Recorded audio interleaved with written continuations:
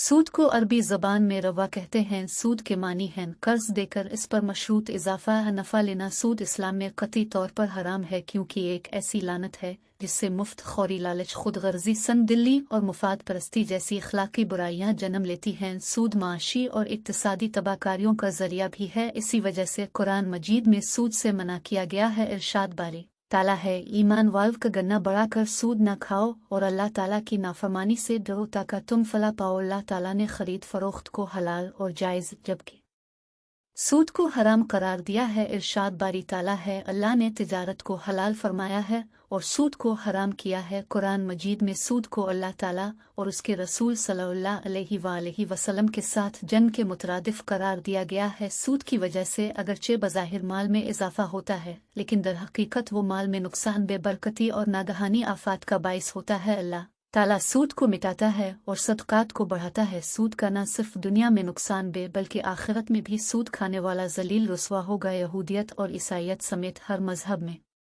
सूद हमेशा से नाजायज़ रहा है, हत्ता कि मुशरिकीन मक्का भी इसको हराम समझते थे।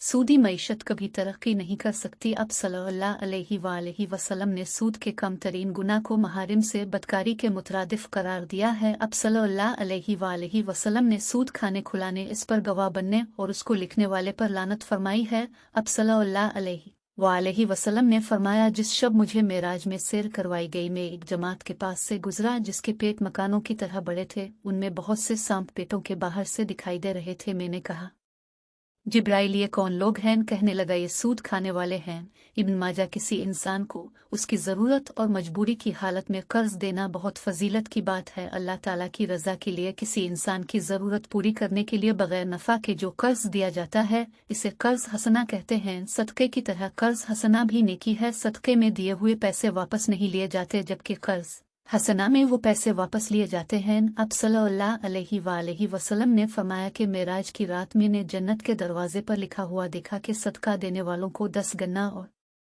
कर्ज देने वाले को कर्ज का 18 गन्ना अजर मिलता है। इब्न माजा, हमें चाहिए कि अपनी जिंदगी में हमेशा हलाल माल कमाएं।